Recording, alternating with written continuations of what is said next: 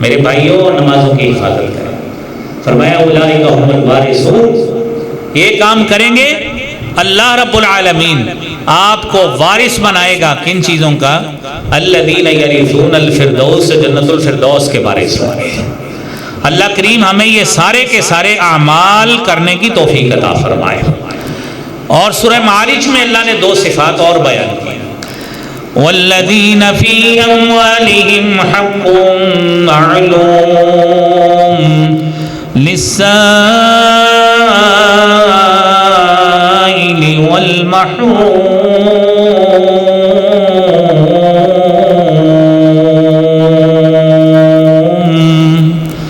اہل ایمان جو جنت کے وارث لوگ ہیں، جو جنت کی وراثت کے حقدار ہیں، وہ ایسے لوگ ہیں کہ اپنے مال سے حق سمجھتے ہیں۔ فی اموالہم حق معلوم، کہ تسلیم شدہ حق ہے، سوال کرنے والوں کے لیے بھی یہ ان کو بھی دیتے ہیں، والمحروم، اور ان لوگوں کو بھی دیتے ہیں جو جن کی حق تلفی ہو چکی ہے، محروم طبقہ ہو گیا ہے، ان کے پاس وسائل ہے ہی نہیں ہے، صاحب مال ان کا بھی دھیان رکھتا ہے۔ آپ یہ کام کریں گے اللہ تعالیٰ آپ کے وہ فردوس کے وارثوں میں انشاءاللہ شمار فرمائیں گے۔ رب اشرح لی صدری ویسر لی امری واحلل عقدۃ من لسانی یفقہوا قولی رب زدنی علما سبحانک لا علم لنا الا ما علمتنا انک انت العلیم الحکیم۔ اعوذ باللہ السمیع العلیم من الشیطان الرجیم، بسم اللہ الرحمن الرحیم۔ تلک الجنۃ التی نورث من عبادنا من کان تقیا، صدق اللہ العظیم۔ حضرات محترم، گزشتہ گفتگو میں جنت کے حوالے سے، اس کی نعمتوں کے حوالے سے گفتگو ہوئی تھی۔ آج اسی گفتگو سے پیوستہ کہ کن اعمال کی بنا پر، اچھے اعمال کی بنا پر ہم اللہ رب العالمین کی اس نعمت جنت کو حاصل کر سکتے ہیں۔ ہم سب دعا گو ہیں کہ اللہ کریم ہم سب کو ایمان صحیح معنوں میں قبول کرنے کے بعد نیک اعمال اور اہل جنت والے اعمال کرنے کی توفیق عطا فرمائے۔ ابھی آیت کریمہ آپ نے سماعت فرمائی ہے، سورہ مریم کی آیت ہے، تلک الجنۃ التی نورث من عبادنا، یہ جنت جس کا وارث ہم اپنے بندوں کو بناتے ہیں اور بنائیں گے بھی، لیکن وہ کون ہوگا؟ من کان تقیا، جو شخص گناہوں سے بچنے والا ہوگا، اللہ سے ڈرنے والا ہوگا، نیکی کی طرف رغبت کرنے والا ہوگا، اور برائی سے اور برائی والے اعمال سے کنارہ کشی کرنے والا ہوگا، اللہ رب العالمین نے یہ جنت ان کے لیے بنائی۔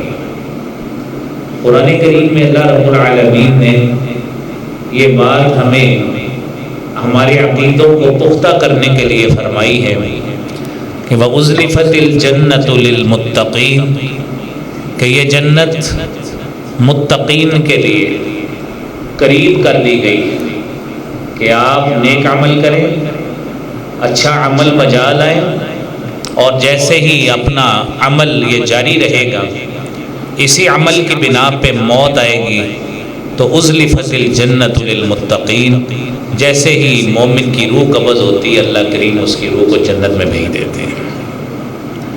اور اس کے ساتھ ساتھ اس کا دوسرا پہلو بھی ہے کہ بُرِّزَتِ الْجَحِيمُ لِلْغَاوِينَ، جو گناہ گار ہیں، اللہ کو ناراض کرنے والے ہیں، جو گناہ کی طرف لپکنے والے ہیں اور گناہ والے اعمال کی کثرت کرنے والے ہیں، بُرِّزَتِ الْجَحِيمُ، ان کے لیے جہنم کو ظاہر کر دیا گیا ہے، اور جس طرح ہی ان کی موت واقع ہوگی، یہ اہل ایمان کے برعکس یہ لوگ جہنم کا رستہ لیں گے۔ اللہ کریم ہمیں اس رستے سے محفوظ فرمائے۔ میرے عزیز بھائیوں، رسالت مآب صلی اللہ علیہ وآلہ وسلم کی تعلیمات کی روشنی میں سب سے پہلی بات یہ ہے، جنت چاہتے ہیں، ایمان قبول کرنا شرط ہے۔ سیدنا ابو ہریرہ رضی اللہ تعالی عنہ حدیث بیان کرتے ہیں، صحیح مسلم کی حدیث 194 نمبر ہے۔ آپ صلی اللہ علیہ وآلہ وسلم نے فرمایا، لا تدخلوا الجنت حتی تؤمنوا، تم اس وقت تک جنت میں داخل نہیں ہو سکتے حتی تؤمنوا، جب تک تم ایمان نہیں لاتے، ولا تؤمنوا حتی تحابوا، اور تم اس وقت تک کامل مومن نہیں بن سکتے جب تک تم مومن آپس میں ایک دوسرے سے محبت اور پیار نہیں کرتے۔ رسالت مآب صلی اللہ علیہ وآلہ وسلم نے فرمایا، اولا ادلکم علی شیء اذا فعلتموہ تحاببتم بہ، اے میرے مسلمان بھائیوں، اس حدیث کو مد نظر رکھیے۔ فرمایا، کیا میں اے مومنو تمہاری اس بات پہ رہنمائی نہ کروں کہ جب تم ایک ایسا عمل جو میں محمد صلی اللہ علیہ وآلہ وسلم تمہیں بتانے لگا ہوں، جب تم آپس میں اس عمل کو کرو گے، تحاببتم، تمہاری محبت بڑھے گی، ایک دوسرے سے پیار بڑھے گا، ایک دوسرے سے نفرتیں دور ہوں گی، دل کی قدورتیں ختم ہوں گی، دل کا کینہ جاتا رہے گا، دل کا بغض جاتا رہے گا، نفرت ختم ہوتی رہے گی، آپس میں محبت پیدا ہو جائے گی۔ رسول اللہ صلی اللہ علیہ وآلہ وسلم نے فرمایا، افشوا السلام بینکم، آپس میں سلام کو پھیلاؤ، سلام کہا کرو جس طرح آپ آپس میں سلام کریں گے۔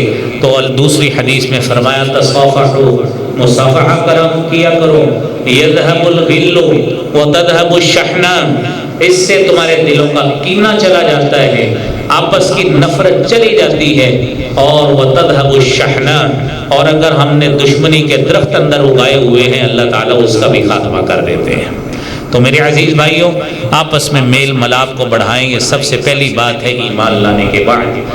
دوسری بات میرے بھائیوں، اور رسول اللہ صلی اللہ علیہ وآلہ وسلم نے اسی جنت کے حوالے سے فرمایا، صحیح بخاری کی 6488 نمبر حدیث ہے، عبداللہ ابن مسعود رضی اللہ تعالیٰ عنہ حدیث بیان کرتے ہیں، الجنت اقرب الی احدکم من شراک نعلہ والنار مثل ذلک، یہ جنت اے مومن آدمی اگر تو حاصل کرنا چاہتا ہے، اے میری مسلمان بہن اگر تو اس جنت کو حاصل کرنا چاہتی ہے، میرے نبی محتشم سرور کونین جناب محمد الرسول اللہ صلی اللہ علیہ وآلہ وسلم نے فرمایا، یہ جنت تمہاری اتنی قریب ہے، من شراک نعلہ، جس طرح تمہارے جوتے کا تسمہ تمہاری اپروچ میں ہوتا ہے، جوتے کا تسمہ ڈھیلا ہوتا ہے، ہم بڑے آرام سے اس کو ٹائٹ کر کے جوتا پہن کے سکون محسوس کرتے ہیں، جس طرح یہ جوتا اور اس کا تسمہ تمہاری پہنچ میں ہے، جنت بھی تمہاری پہنچ میں ہے۔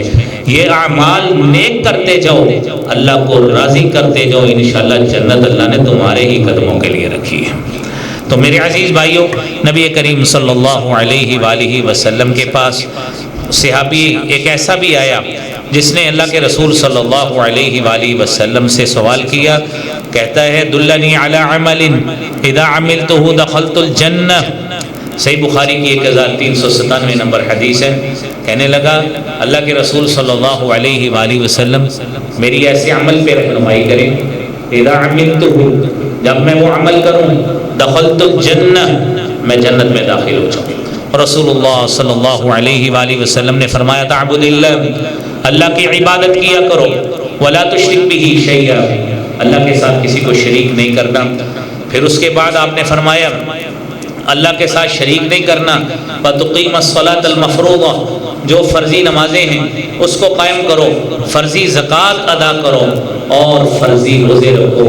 میرے عزیز بھائیوں، یہ بات ذہن میں رکھ لیں، جب یہ آپ صلی اللہ علیہ وآلہ وسلم نے اس کو یہ بات بتائی، ایمان لایا ہے، ایمان لانے کے بعد اللہ کی عبادت نماز کی صورت میں، زکوٰۃ کی صورت میں، اور روزے کی صورت میں، میرے نبی محتشم صلی اللہ علیہ وآلہ وسلم کی یہ بات سن کر کہنے لگا، اس ذات کی قسم جس کے ہاتھ میں میری جان ہے، واللہ لا ازید علی ھذا ولا انقص، اللہ کے رسول صلی اللہ علیہ وآلہ وسلم میں قسم کھا کے آپ کو وعدہ دلاتا ہوں میں اس میں کوئی کمی نہیں کروں گا، زیادتی نہیں کروں گا۔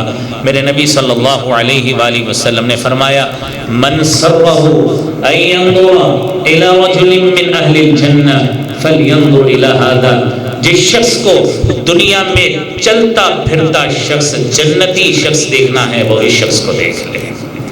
تو میرے عزیز بھائیوں، یہ بات ہمیں سمجھ جانی چاہیے کہ یہ جنت یہ ہمارے لیے بھی اسی طرح ہی ہے جس طرح ان صحابہ کرام کے لیے تھی، جس طرح اس دیہاتی کے لیے تھی۔ یہ جنت اسی طرح ہمارے بھی اسی طرح ہی قریب ہے، جس طرح قرآن کریم میں یہ بات کہی گئی ہے کہ ازلفت الجنت للمتقین، کہ یہ جنت متقین کے قریب کر دی گئی، اور اسی طرح جہنم بھی قریب ہے۔ لیکن میرے بھائیوں، عمل اس کے بعد اس طرح کے کریں گے تو انشاءاللہ جنت کے مستحق بنیں گے۔ میرے عزیز بھائیوں، قرآن کریم کی آیات سماعت فرمائیں، میرا رب تو کسی سے زیادتی بھی نہیں کرتا۔ اللہ تعالیٰ سورہ نساء کی 124 نمبر آیت میں فرماتے ہیں وَمَن يَعْمَلْ مِنَ الصَّالِحَاتِ مِن ذَكَرٍ أَوْ أُنثَىٰ وَهُوَ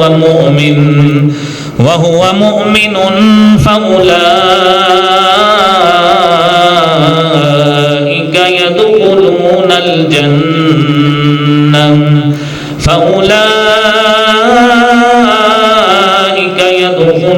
الجنة ولا يظلمون نقيرا۔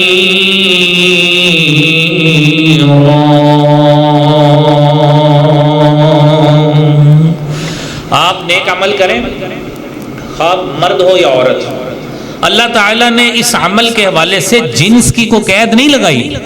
یہ کوئی بھی نیک عمل، یہ نماز والا، یہ روزے والا، یہ صدقے والا، زکوٰۃ والا، عبادت الہی والا، یہ عمل میرے بھائیوں مرد کر لے اس کے لیے بھی وہی ثواب ہے، عورت کر لے اس کے لیے بھی وہی ثواب ہے۔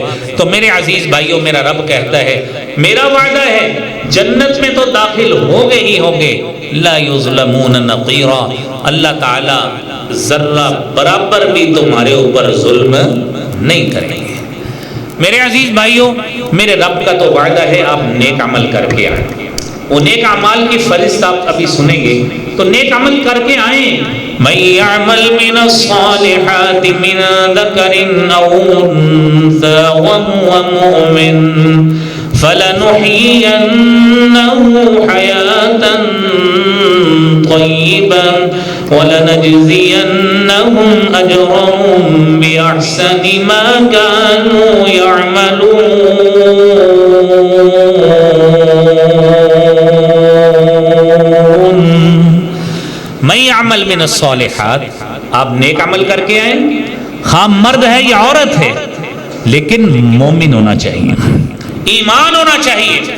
ایمان کی دولت کے بغیر میرے بھائیوں آپ کا کوئی بھی عمل اللہ کے ہاں قبولیت کا درجہ حاصل ہی نہیں کر سکتا۔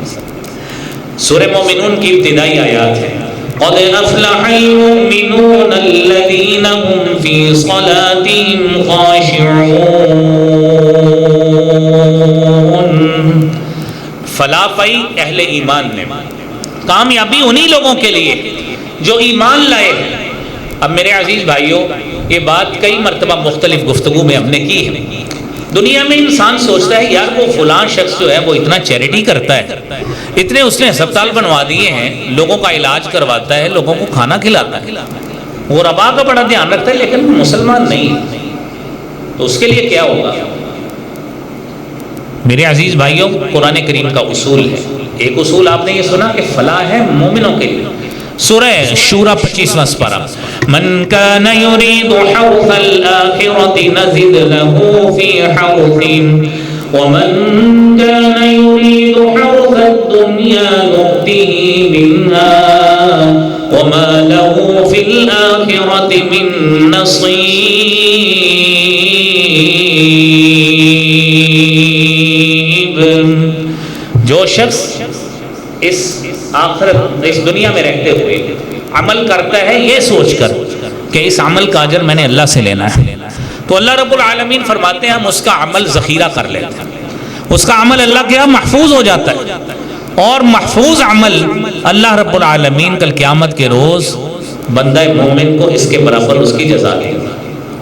اس کے برعکس من کان یرید حرث الدنیا، جو دنیا چاہتا ہے، میرے عزیز بھائیوں اس طرح کے لوگ آپ کو ملیں گے، وہ کہتے ہیں ہم انسانیت کے لیے کرتے ہیں، اللہ کے لیے نہیں کرتے، انسانیت کے لیے کرتے ہیں۔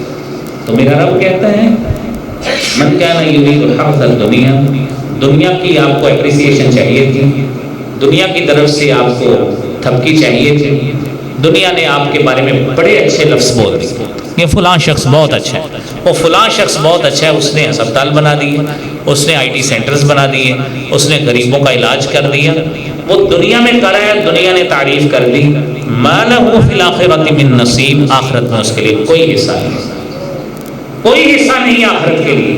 یہ میرے بھائیوں، یہ آپ نے آیات قرآنیہ بھی سن لی، سورہ نحل کی آیت بھی سنی، اور سورہ نساء کی 124 نمبر آیت بھی سنی، اور سورہ مومنون کی پہلی آیت بھی سنی 18ویں سپارے کہ فلاح ہے ایمان کے لیے۔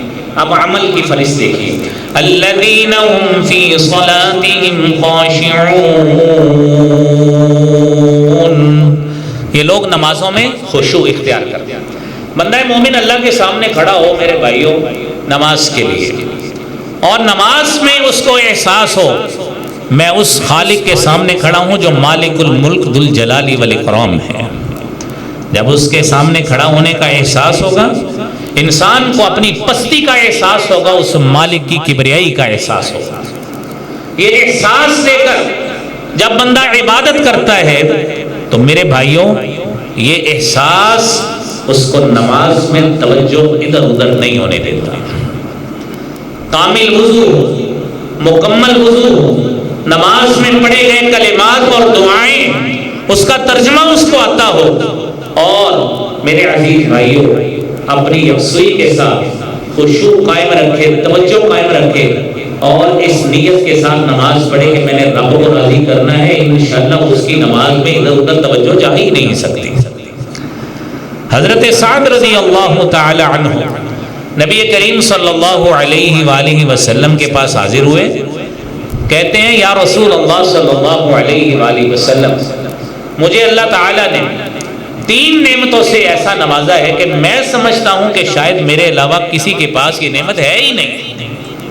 اس میں ایک بڑی نعمت انہوں نے یہ تذکرہ کیا کہ جب میں نماز پڑھتا ہوں میں اللہ کے سامنے ہاتھ باندھ کے کھڑا ہوتا ہوں، میری نماز کے دوران میری توجہ ادھر ادھر جاتی ہی نہیں ہے۔ کتنی بڑی نعمت ہے۔ تو میرے عزیز بھائیوں جب یہ کیفیت ہوگی تو سیدنا انس بن مالک رضی اللہ تعالیٰ عنہ حدیث بیان کرتے ہیں، اور رسول اللہ صلی اللہ علیہ وآلہ وسلم نماز پڑھتے تھے، نماز میں آپ کے سینے سے اس طرح آوازیں آتی تھی کہ عزیز المرجل، جس طرح کے ہنڈیا کے ابلنے کی آواز ہوتی ہے، یہ آپ کے سینے سے گریہ زاری کی آوازیں آیا کرتی تھی، آپ کی نماز میں اس طرح کی توجہ ہوا کرتی تھی۔ یہ میرے بھائیوں یہ وہ صفت ہے جو ہمیں اہل ایمان کے اندر شامل کر کے جنت کا حقدار بنائیں گے۔ اس کے بعد والذین هم عن اللغو معرضون،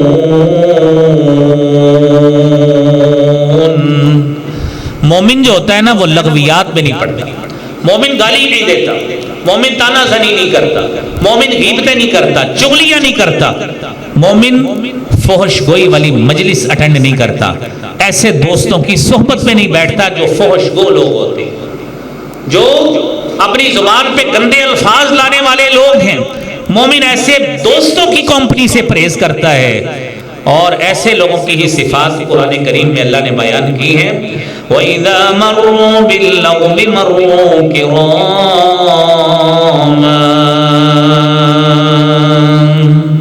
جب ان کے سامنے کوئی شخص لغو بات چھیڑ لیتا ہے یہ اس سے کنارہ کشی اختیار کر کے اپنا راہ لیتے ہیں، مومن ایسی دوستی کا حصہ بھی نہیں بنتا۔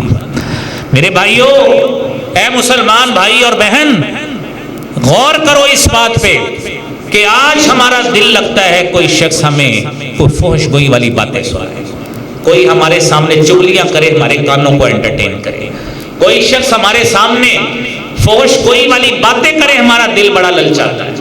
اور میرے بھائیوں ہم تنہائی پسند ایسے ہوتے ہیں کہ تنہائی چاہتے ہوئے ہم یہ چاہتے ہیں کہ جیسے ہی ہمیں تنہائی نصیب ہو ہم اپنے موبائلز پہ اور الیکٹرانک ہم اپنی سکرینز پہ کچھ ایسی چیزیں دیکھ کر دل بہلا لیں کہ جس کو شریعت میں انتہائی قابل مذمت ٹھہرایا گیا ہے لیکن ہمارا دل اس میں لگتا ہے. ہم لوگ دنیا سے اوجھل ہونے کی کوشش کرتے ہیں. میرے نبی صلی اللہ علیہ وآلہ وسلم نے فرمایا اپنی تنہائیوں کو پاک کیجئے اور لغویات سے پرہیز کیجئے. میرے عزیز بھائیوں مومنوں کی تو نشانی ہی یہ ہے وَإِذَا سَمِعُوا اللَّغْوَ أَعْرَضُوا عَنْهُ وَقَالُوا لَنَا أَعْمَالُنَا وَلَكُمْ أَعْمَالُكُمْ سلام علیکم لا نبتغی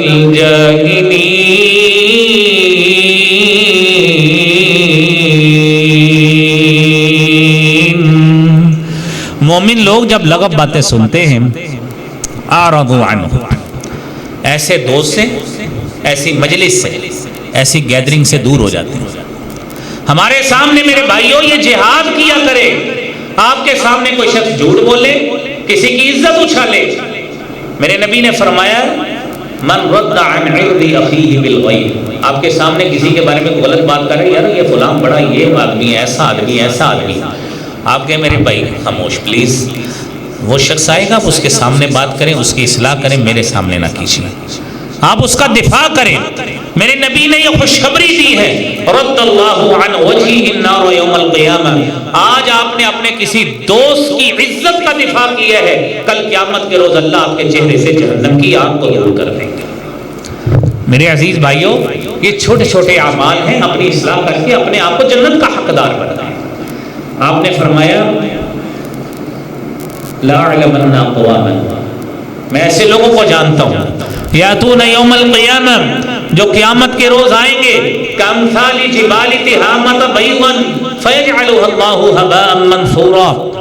آئیں گے قیامت کے روز تہامہ پہاڑ اتنا بڑا پہاڑی سلسلہ ہے میرے بھائیوں اتنی نیکیاں لے کے آئیں. ہم سے اتنا پتھر ایک شخص سے اٹھایا نہیں جاتا. پہاڑوں جتنی نیکیاں ایک پہاڑ نہیں ہے پورا پہاڑی سلسلہ ہے میرے بھائیوں کئی کلومیٹر تک پھیلا. فرمایا لے کے آئے گا فَيَجْعَلُهَا اللَّهُ هَبَاءً مَنْثُورًا. اللہ کریم ایسے شخص کی نیکیوں کو خس و خاشاک بنا کے اڑا کے رکھ دیں گے اس کی کوئی حیثیت نہیں ہوگی.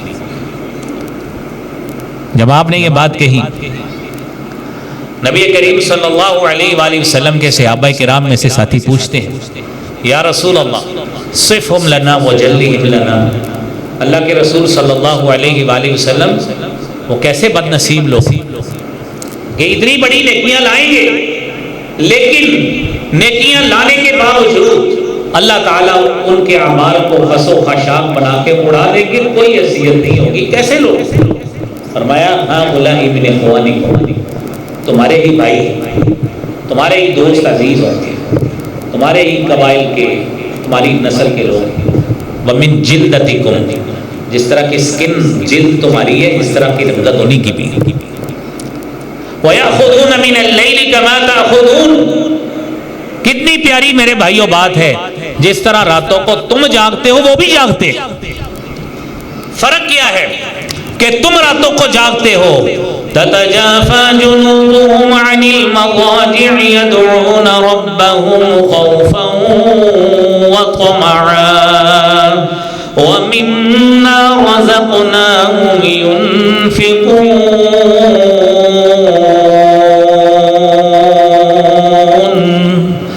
مومن جاگتا ہے بستر سے الگ ہوتا ہے اللہ کو پکارنے کے لیے اس کے لیے نوافل اور تہجد کا اہتمام کرنے کے لیے ذکر و اذکار کرنے کے لیے. لیکن یہ آدمی جس کا نامہ اعمال تباہ ہوگا وہ کون شخص ہے؟ فرمایا اذا خلوا بمحارم اللہ انتہکوها جب رات کو تنہائی اختیار کرتے ہیں اللہ کی حرام کردہ چیزوں کا ارتکاب شروع کر دیتے ہیں کہ ہمیں کون سا کوئی دیکھ رہا ہے ہمیں کون سا کوئی دیکھ رہا ہے. میرے بھائیوں میں نے پچھلے جمعے علامہ ابن القیم رحمۃ اللہ علیہ کا قول نقل کیا تھا دوبارہ آپ کی نظر کا کہ ارے انسان تو نے اللہ کو نعوذ باللہ اتنا بے حیا سمجھ لیا ہے اللہ کی ذات کو کہ تو ساری دنیا سے چھپ کر بے حیائی کا ارتکاب کرتا ہے تو صرف اس اللہ کے سامنے کہ اللہ کی خیر ہے، دنیا تو ہمیں پتہ نہیں کیا کہے گا، کیسا تو انسان ہے۔ میرے بھائیو اللہ کریم ہماری اصلاح فرمائے۔ اگلی بات جنت والا عمل، والذین هم للزکاة فاعلون،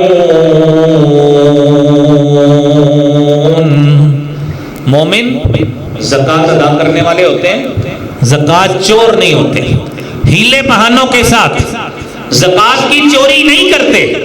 میرے بھائیوں ہمارے کئی سادہ لوگ بیچارے دوست ہیں، ایک تو صریحاً ایک شخص زکوٰۃ چور ہے جو زکوٰۃ دینا ہی نہیں چاہتا، اور اس کے لیے صاحب بننا ہے، کہتا میں نے اپنی محنت سے کمایا ہے، میں کیوں دوں جی، میں کیوں اللہ کے راستے میں دوں۔ اور کئی زکوٰۃ چور ہیں، سال پورا ہو گیا نا اور ہیلے بہانے کے ساتھ زکوٰۃ چوری کرتے ہیں۔ ہمارے پاس کئی ہر سال مسئلے لوگ پوچھتے ہیں کہ جی میں نے نا اپنی اولاد کے لیے زیور رکھا ہے، اس پہ زکوٰۃ ہے، کتنا ہے جی؟ 15 تولے ہے، کس کے پاس ہے؟ وہ میرے پاس ہے۔ تو جب آپ کے پاس ہے تو زکوٰۃ دیں اس کی، جب بچی کے پاس جائے گا، اولاد کے لیے رکھا ہے، جب اولاد کے پاس جائے گا تو اگر اولاد کی زکوٰۃ بنتی ہوگی وہ دے لے گی، نہیں بنتی ہوگی نہیں دے گی۔ یہ کون سا بہانہ ہوا کہ زکوٰۃ سے بچنے کی خاطر، میری بات کو نوٹ کریں، کہ زکوٰۃ سے بچنے کی خاطر ہیلا یہ کیا کہ یار زکوٰۃ ادا کرنے کے ہمارے پاس پیسے نہیں ہیں، میں نے نا سوچ لیا ہے کہ یہ 6 تولے میری ایک بچی کا، 7 تولے میرے ایک بچے کا، 7 تولے میرے ایک بچے کا، 7 7 14 6 20 ہو گئے، 20 تولے تھا، لہذا میرے سے کوئی زکوٰۃ نہیں بنتی۔ یہ کیسی چوری ہے زکوٰۃ کہ زیور آپ کے پاس ہے، گولڈ آپ کے پاس پڑا ہوا ہے، بہانہ یہ لگایا کہ زکوٰۃ ادا کرنے کے پیسے نہیں ہیں، لہذا میں نے سوچ لیا ہے کہ لو جی یہ میرے بچوں کا زیور ہے، لہذا میں نے اس پہ زکوٰۃ نہیں دینی۔ لا حول ولا قوت الا باللہ، کیسے ہم زکوٰۃ چوری کرتے ہیں اللہ کے رستے میں۔ اور جس مالک نے آپ کو 20 تولے دیا ہے اس کو 60 لاکھ کا آج بن جائے گا، تو 60 لاکھ میں سے اگر 1 لاکھ روپیہ زکوٰۃ اگر چلی بھی گئی ہے تو آپ کو کون سی موت پڑنے والی ہے؟ اللہ تعالیٰ اور آپ کو دے دے گا جس نے آپ کے لیے اتنا اہتمام کیا۔ کیوں ہیلے بہانوں کے ساتھ چوری کرتے ہیں؟ لہذا زکوٰۃ کی ادائیگی کرنا یہ مومنوں کی صفت ہے، یہ اہل جنت کا عمل ہے۔ زکوٰۃ چوری کرنے کا عمل میرے بھائیوں، نبی کریم صلی اللہ علیہ وآلہ وسلم نے فرمایا من آتاہ اللہ مالا فلم یؤدی زکاۃ، جو شخص جس کو اللہ نے صاحب مال بنایا ہے اور اس کے مال پہ، اس کے مال تجارت پہ، اس کی زمین پہ، یا اس کے پاس جتنی پراپرٹی جو کچھ بھی ہے، جو چیز زکوٰۃ کے اندر آتی ہے، اس نے اس کے زکوٰۃ ادا نہیں کی، فرمایا مثل مالہ یوم القیامہ، قیامت کے روز اس کے مال کو ایک شکل دے دی جائے گی، شجاعا اقرعا، ایک گنجے سانپ کی، لہو زبیبتان، جس کے 2 نقطے زہر کی علامت ہے، وہ سانپ ہوگا اور وہ سانپ اس کے گلے میں ڈال دیا جائے گا، سانپ اس کو ڈسے گا۔ صحیح بخاری کی حدیث ہے، میرے نبی فرماتے ہیں سانپ ڈس کے کہے گا انا مالک انا کنزک، میں تیرا مال ہوں، میں تیرا خزانہ ہوں، تو نے مجھے سنبھال کے رکھا تھا، اب تو اس ذخیرہ کرنے کا مال اور زکا چک تو نے مجھے ذخیرہ کیوں کیا تھا؟ اللہ کریم ہمیں اس انجام سے محفوظ فرمائے۔ دادا بھائیو، ہیلے کرنے کی بجائے، بہانے لگانے کی بجائے آپ کے پاس گھر میں زیور موجود ہے، اس کی زکوٰۃ دیں۔ جس مالک نے اس عمر تک آپ کو اتنا مالدار بنایا ہے، انشاءاللہ اللہ کے فضل کی مزید امید رکھیں، اللہ شاید اس سے بھی دگنا عطا فرمائے۔ اگلی بات اہل جنت کا عمل، والذین هم لفروجهم حافظون إلا على أزواجهم أو ما ملكت أيمانهم فإنهم غير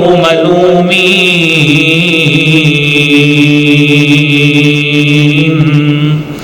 وہ لوگ جو اپنی عزت اور عصمت کی حفاظت کرتے ہیں، اللہ نے جو شرعی حدود رکھی ہیں اس کا تحفظ کرتے ہیں، اور اس عزت کا تحفظ اللہ رب العالمین نے جو جائز طریقے بنائے ہیں اس کے علاوہ کوئی رستہ تلاش نہیں کرتے۔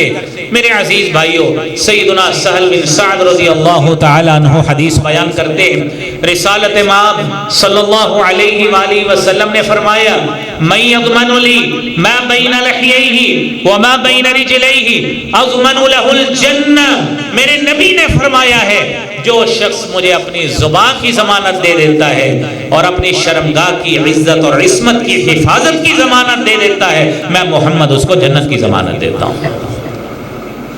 تو میرے عزیز بھائیوں، باتیں ظاہری لحاظ سے چھوٹی چھوٹی بڑی مختصر سی لگتی ہیں، جب تک سنتے ہیں بڑا مزہ بھی آتا ہے کہ چھوٹے چھوٹے اعمال پہ اللہ تعالیٰ جنت دے رہے ہیں، لیکن میرے بھائیوں اس کو کانسٹنٹلی، اس کو مستقل طور پر اپنے اعمال کا، اپنے کردار کا حصہ بنائیں، انشاءاللہ اللہ تعالیٰ جنت آپ کے لیے ہی بنائی ہے، آپ کو ہی عطا فرمائے گا۔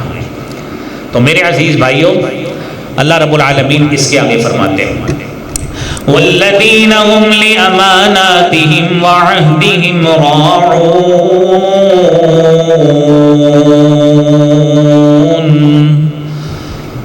جنت دینا چاہتے ہو؟ دو عمل اور، امانت اور وعدہ، اس کی پاسداری کریں۔ میرے عزیز بھائیوں، نبی صلی اللہ علیہ وسلم کے پاس ایک چھوٹی سی حدیث سے آپ کو وعدے کی اہمیت کا پتہ لگے گا۔ پہلی بات تو یہ ہے، آپ صلی اللہ علیہ وسلم خطبہ ارشاد فرمایا کرتے تھے، تو خطبہ مسنونہ میں آپ یہ کلمہ پڑھتے تھے، الا لا ایمان لمن لا امانۃ لہ، کہ لوگوں خبردار سن لو، لا ایمان لمن لا امانۃ لہ، جس میں امانت کی پاسداری نہیں ہے اس کے ایمان کا کوئی اعتبار نہیں ہے، ولا دین لمن لا عہد لہ، اور وہ شخص جس کے اندر عہد اور وعدے کی پاسداری نہیں ہے اس کے دین کا کوئی اعتبار نہیں۔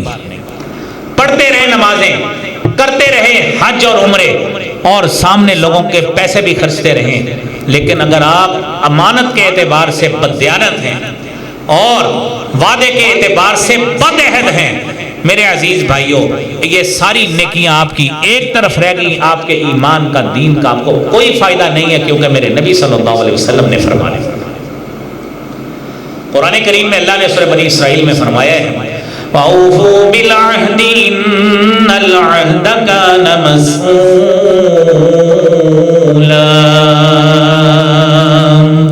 يَا أَيُّهَا الَّذِينَ آمَنُوا لِمَ تَقُولُونَ مَا لَا تَفْعَلُونَ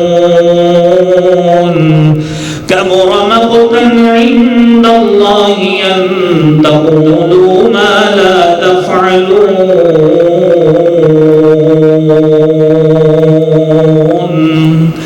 وعدے کو پورا کریں، وعدے کے بارے میں پوچھا جائے گا، اور سورہ صف میں فرمایا یا ایھا الذین آمنوا، اے ایمان والو تمہیں ہو کیا گیا ہے، لِمَ تَقُولُونَ مَا لَا تَفْعَلُونَ، کیوں ایسے وعدے کرتے ہو جو کر نہیں سکتے، کَبُرَ مَقْتًا عِندَ اللَّهِ، یہ اللہ کے ہاں اتنا بڑا ناراض کرنے والا اللہ کو باعث بنتا ہے آپ کا یہ برا عمل، کہ آپ ایک بات زبان سے کہتے ہیں آپ اس کو کرتے ہی نہیں۔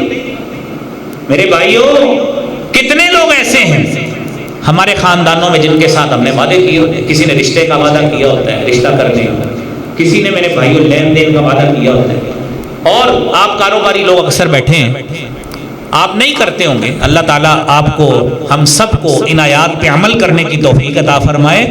مارکیٹ میں کتنے لوگ ایسے ہیں جو آپ سے وعدہ کر کے آپ کو ٹائم پہ پیسے نہیں دیتے، کتنے روزانہ ہزاروں چیکس جو ہیں وہ بینک میں ڈس آنر ہوتے ہیں، جو آپ نے تحریری گورنمنٹ کی رسید پہ چیک کے ساتھ معاہدہ کیا ہے کہ آپ کو فلاں تاریخ کو پیمنٹ مل جائے گی، آپ بینک میں چیک لگواتے ہیں وہ ڈس آن ہو جاتا ہے۔ کیسے ہم لوگ ہیں، کیسے بد عہد قسم کے لوگ ہیں ہم، کہ ہم لوگوں سے وعدہ کرتے ہیں اور اس وعدے کو پورا نہیں کرتے۔ میرے بھائیوں، اپنے کاروبار کو بہتر بنائیے، اپنے رزق کو حلال بنائیے، اپنی اولاد کو حلال کھلائیے، مت کیجئے بد عہدی، اور مت کسی کے ساتھ بددیانتی کریں، امانت داری کریں، جو مال کسی کے ساتھ طے کیا ہے اسی طرح دیں، ان صفات والا مال نہیں دیں گے، سب سٹینڈرڈ مال دیں گے، اللہ کے ہاں بددیانت تصور ہوں گے۔ میرے بھائیوں، یہ باتیں ظاہری لحاظ سے کڑوی بھی ہوتی ہیں، لیکن قرآن کا حکم ہے، عمل کر لیں گے انشاءاللہ نان سٹاپ جنت میں چلے جائیں گے۔ میرے بھائی، والذین هم لأماناتهم وعہدهم راعون، اگلی بات، والذین هم علی صلواتهم یحافظون،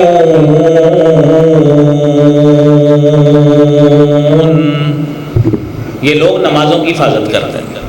یہ نمازوں کی حفاظت صرف رمضان میں نہیں ہوتی، یا نماز کی حفاظت صرف مخصوص دنوں میں، کہ جب بندے کا ذہن بن گیا کہ یار میرے اوپر مشکل آئی ہے، وَإِذَا أَنْعَمْنَا عَلَى الْإِنسَانِ أَعْرَضَ وَنَأَى بِجَانِبِهِ. انسان کی فطرت اللہ نے قرآن میں بیان کی، کتنی پیاری آیت ہے.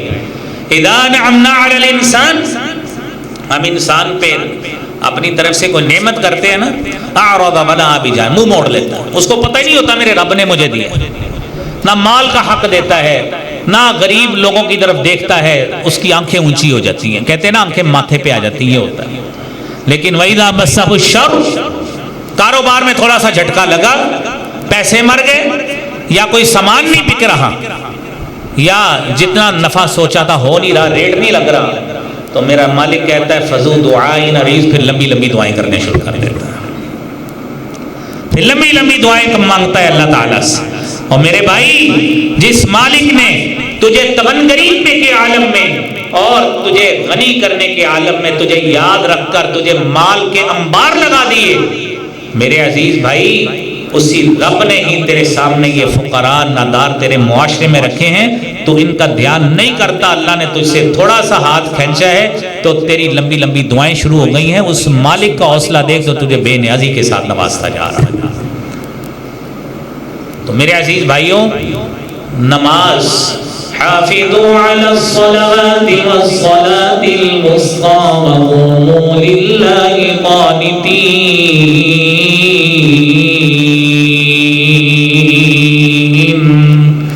اپنی نمازوں کی حفاظت کرو، بالخصوص درمیانی نماز، عصر کی نماز. ابھی ہم جائیں گے نا جمعہ پڑھ کے تو سو جائیں گے سستانے کے لیے، اثر ہو جائے گی. شاید تمہارے کئی بھائی غفلت کی نیند سوئے رہیں کہ چلیں پڑھ لیں گے، تو اسی طرح افطاری کا بھی ٹائم ہو جائے گا. تو یہ ہے وہ غفلت. اور ہم نے تو مارکیٹ کی روٹین ہی الٹا دی ہے نا. آپ نے فرمایا تھا اللہم بارک لی امتی فی بکورہا، اللہ میری امت کے صبح کے وقت میں برکت عطا فرما. اور جب برکتوں کا نزول ہو رہا ہوتا ہے، فجر تقسیم ہو رہا ہوتا ہے، ہم فجر کے وقت بھی سوئے ہوتے ہیں اور اس کے بعد بھی 6 گھنٹے سوئے ہوتے ہیں. جو جس کا کام فجر کے وقت شروع ہوتا ہے، ہمارے بزرگ ادھر بیٹھے ہیں، منڈی والے بھی بیٹھے ہیں جن کا فجر کے وقت کام شروع ہوتا ہے، وہ آرام سے 10-11 بجے گھر آ جاتے ہیں، زور تک گھر آ جاتے ہیں، اور اثر وقت اپنا مال اکٹھا کرتے ہیں، پورا کرتے ہیں. اس لیے درمیانی نماز کا حفاظت کا حکم دیا کہ تمہارا دل مال میں نہ لگ جائے. جب ہم جائیں گے اثر وقت دکان پہ تو رات 11 بجے گھر آئیں گے، آگے 3 گھنٹے گھر والوں سے گپے ماریں گے، پھر ہماری فجر بھی ختم ہو جائے گی، نمازوں کی حفاظت کدھر جائے گی. میرے بھائیوں، نمازوں کی حفاظت کریں. فرمایا اولئک هم الوارثون، یہ کام کریں گے اللہ رب العالمین آپ کو وارث بنائے گا. کن چیزوں کا؟ الذین یرثون الفردوس، جنت الفردوس کے وارث ہوں گے. اللہ کریم ہمیں یہ سارے کے سارے اعمال کرنے کی توفیق عطا فرمائے. اور سورہ معارج میں اللہ نے 2 صفات اور بیان کی. والذین فی اموالہم حق معلوم للسائل والمحروم.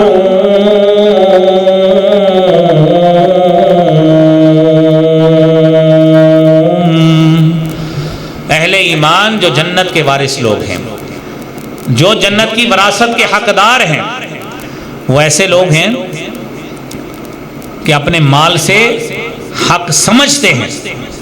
فی اموالہم حق معلوم، کہ تسلیم شدہ حق ہے، سوال کرنے والوں کے لیے بھی، یہ ان کو بھی دیتے ہیں. والمحروم، اور ان لوگوں کو بھی دیتے ہیں جو جن کی حق تلفی ہو چکی ہے، محروم طبقہ ہو گیا، ان کے پاس وسائل ہے ہی نہیں ہے. صاحب مال ان کا بھی دھیان رکھتا ہے. آپ یہ کام کریں گے، اللہ تعالیٰ آپ کے وہ فردوس کے وارثوں میں انشاءاللہ شمار فرمائیں گے. تو میرے عزیز بھائیوں، اگلی بات سورہ رعد کی 20 نمبر آیت. جنت چاہتے ہو؟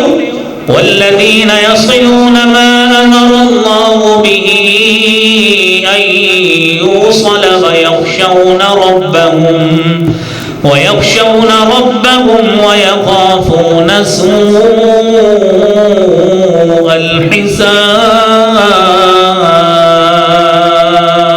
الحساب. جنت چاہتے ہو؟ اگلا عمل یصلون ما امر اللہ بہ ان یوصل. آپ مومن ہیں، آپ مسلمان ہیں، آپ اللہ کو ایک مانتے ہیں، اللہ کے محبوب پیغمبر جناب محمد مصطفیٰ صلی اللہ علیہ وآلہ وسلم کو نبی اور رسول تسلیم کرتے ہیں، تو میرا مالک کہتا ہے یصلون ما امر اللہ بہ ان یوصل، آپ کی صفت یہ ہونی چاہیے کہ اللہ نے رشتوں کو ملانے کا حکم دیا، آپ نے قطع تعلق ہی نہیں کرنا، آپ نے رشتہ داروں کو ڈھونڈ ڈھونڈ کے ملائیے، جو آپ سے دور ہوتا ہے آپ اس سے بھی بڑھ کر ملیے، یہ رشتہ داری کو ملانے کا حق ہے جو آپ نے ادا کرنا۔ صحیح بخاری کی 5991 نمبر حدیث ہے، اللہ کے پیارے حبیب صلی اللہ علیہ وآلہ وسلم نے فرمایا ہے، اور یہ وہ بہانہ بھی اس حدیث میں بیان کیا گیا ہے جو ہم لگانے کی کوشش کرتے ہیں رشتوں کو ملانے کے لیے۔ فرمایا لیس الواصل بالمکافی، رشتہ داری کو ملانا یہ عدلے کا بدلہ نہیں ہوتا کہ آپ سے کسی نے نیکی کی ہے تو آپ بھی نیکی کر دیں۔ آپ مثلا آج کل رمضان کا سیزن ہے، لوگ آپس میں کوئی سحری کی دعوت کرتا ہے، کوئی افطاری کی کرتا ہے، کسی نے آپ کے گھر میں افطاری کا کوئی سامان بھیج دیا، آپ نے 4 چیزیں زیادہ بھیج دی، کسی نے آپ کے 4 بھائیوں کی افطاری کرائی، آپ نے 6 کی کرا دی، کہیں یار اسی بھار لاتا ہے انہوں نے، ہم نہیں کسی کا احسان رکھتے۔ تو میرے بھائیوں، اللہ کے نبی صلی اللہ علیہ وآلہ وسلم فرماتے ہیں یہ صلہ رحمی نہیں ہوتی، یہ جو عدلے کا بدلہ ہے نا، میں نے بدلہ اتار دیا۔ اس نے اپنے بچے کی شادی پہ ہمارے 3 لوگ بلائے تھے، ہم نے 4 بلا لیے۔ بڑی عید پہ اس نے ہمیں 1 کلو گوشت بھیجا تھا، ہم نے 2 کلو بھیج دیا ہے، تو وہ وزن اتر گیا ہے، ہم کسی کا احسان نہیں رکھتے۔ یہ وہ باتیں ہیں جو ہم بہانے لگاتے ہیں معاشرے میں رہتے ہوئے۔ اللہ کے نبی صلی اللہ علیہ وآلہ وسلم نے فرمایا لیکن الواصل الذی اذا قطعت رحمہ وصلها، حقیقت میں رشتوں کو ملانے کا معنی یہ ہے، آپ کا رشتہ کٹا ہوا ہے، وہ آپ سے ملنا نہیں چاہتا، آپ اس کو آگے بڑھ کر ملتے ہیں۔ اگر آپ یہ عمل کر لیتے ہیں اس حدیث پر اور قرآن کی اس آیت پر صحیح معنوں پہ آپ نے عمل کیا ہے۔ ڈھونڈیے اپنے رشتہ داروں میں کہ جو آپ کو ملنا نہیں چاہتا، آپ اس کو ملیں، اس کے ساتھ اپنا تعلق بڑھانے کی کوشش کریں۔ ذہن میں بات آتی ہے یار وہ میں انہوں سلام لیا انہیں اگنور کرتا بنا کرے، صحابی بھی آپ کے پاس آئے، آپ کو یہی آگے بات کہی کہ اللہ کے رسول میں ملتا ہوں، آگے سے ہمیں کوئی پوچھتا ہی نہیں، میں اس سے ملنا چاہتا ہوں، آگے مجھے اگنور کرتا ہے۔ آپ نے فرمایا ان کنت کما قلت فکانما تصفهم المل، اگر واقعتاً میرے صحابی ایسی ہی بات ہے، تیرا عمل ایسے ہے جس طرح تو اس کے منہ میں مٹی ڈال رہا ہے، تو اپنا عمل جاری رکھ، اس کو اپنا کام کرنے دے۔ تو میرے بھائیوں، آپ نے 15 عمل جنت والے سن لیے کہ یہ سارے عمل کریں گے تو جنت کے انشاءاللہ قریب ہوتے جائیں گے۔ تو آپ آخری بات سنیے، اللہ رب العالمین نے سورہ توبہ کی 20، 21 اور 22 نمبر آیت میں جو خوشخبری دی وہ بھی سنیے۔ الذین آمنوا وہاجروا وجاہدوا فی سبیل اللہ باموالہم وانفسہم اعظم درجۃ عند اللہ وَأُولَئِكَ هُمُ الْفَائِزُونَ۔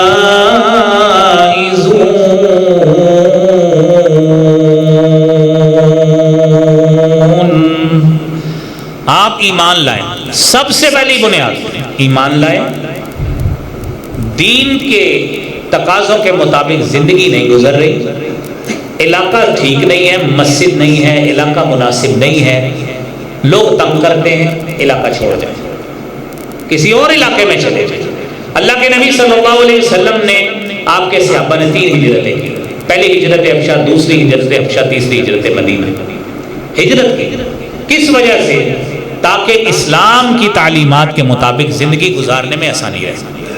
آپ بانی پاکستان قائد اعظم محمد علی جناح کے فرمودات پڑھ لیں، ان کی تقاریر میں یہ بار بار یہ چیزیں یہ ریفلیکٹ کرتی ہیں کہ 2 قومی نظریے کی بنیاد ہی اس بات پہ جس پہ یہ ملک حاصل کیا گیا کہ ہم لوگ ہندوؤں کے ساتھ گزارا پا ہی نہیں سکتے، اور سب سے بڑی ہجرت تاریخ میں جو ہوئی ہے وہ وہی ہوئی ہے جو 14 اگست 1947 میں ہوئی ہے، سب سے بڑی ہجرت، لاکھوں نے جو ہجرت کی۔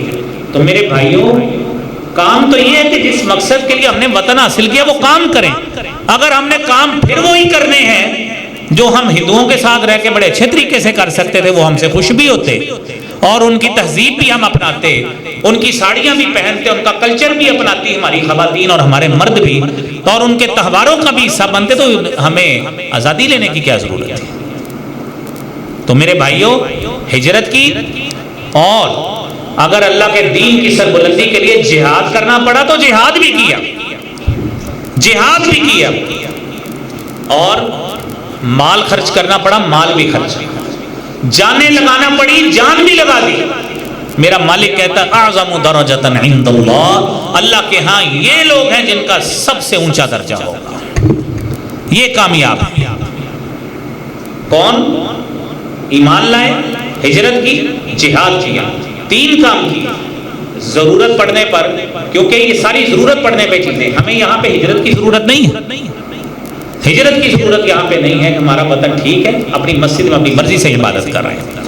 جہاد کے لیے ہماری افواج پاکستان موجود ہیں، وہ اپنا کام کر رہے ہیں۔ جب جہاد فرض عین ہوگا تو ہمیں بھی ساتھ شامل کر لیں۔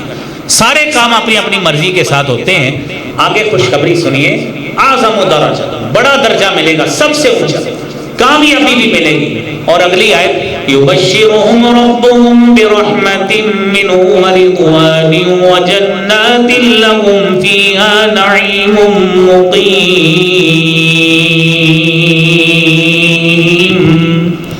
اللہ تعالیٰ ان کو خوشخبری دیتے ہیں، اپنی طرف سے رحمت ملے گی، اللہ کی رضامندی ملے گی، اور جنت بھی ملے گی۔ 6 میرے بھائیوں عنایات ہیں ان 3 کاموں کی بنا پر۔ ہم اللہ رب العالمین سے دعا وہ ہیں کہ اللہ کریم ہم سب کو یہ اعمال اپنے اپنے تئیں بڑھ چڑھ کر کرنے کی توفیق عطا فرما۔ اللہ کریم تو نے جنت اہل ایمان کے لیے بنائی ہے، اللہ کریم ہم اہل ایمان ہیں، اللہ کریم ہمارا بھی ان خوش نصیبوں میں شمار فرما۔ وآخر دعوانا الحمدللہ رب العالمین۔